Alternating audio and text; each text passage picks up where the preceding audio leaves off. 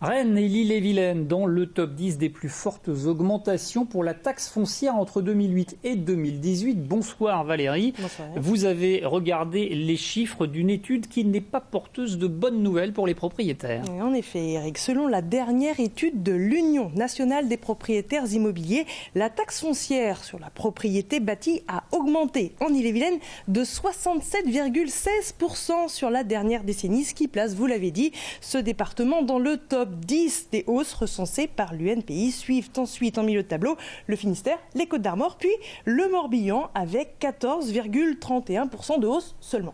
Alors si les départements prélèvent un taux de cette taxe foncière, les communes et intercommunalités aussi. C'est ce qui explique les différences que l'on constate d'une ville à l'autre. Et oui, et là aussi, il y a encore des Bretons dans le top 10. Regardez, Rennes fait en effet partie des villes où la taxe foncière a le plus augmenté ces 10 dernières années, plus 41,4%.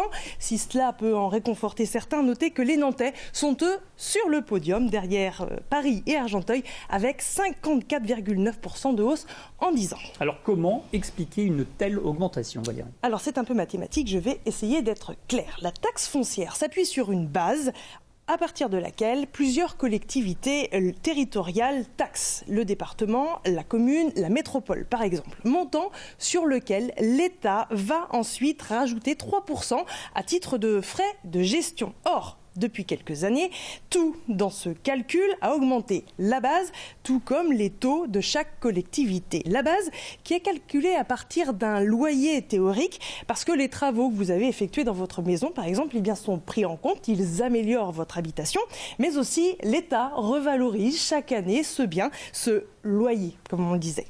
Alors, les collectivités tiennent à relativiser les taux qu'elles appliquent ensuite. Et oui, on a contacté le conseil départemental d'Ille-et-Vilaine. Il nous dit, certes, les pourcentages ont augmenté, mais attention, l'UNPI ne regarde pas les tarifs d'origine qui sont parfois plus faibles qu'ailleurs. Autre nuance apportée par les départements, ils ont dû récupérer avec la réforme de 2011 la taxe initialement prélevée par la région. Cela biaise évidemment les données, mais surtout, les collectivités se justifient. Il a fallu faire face à la baisse des dotations de l'État. Alors en Ille-et-Vilaine par exemple, eh bien, le président du conseil départemental assume l'argent que nous avons récolté avec cette taxe foncière.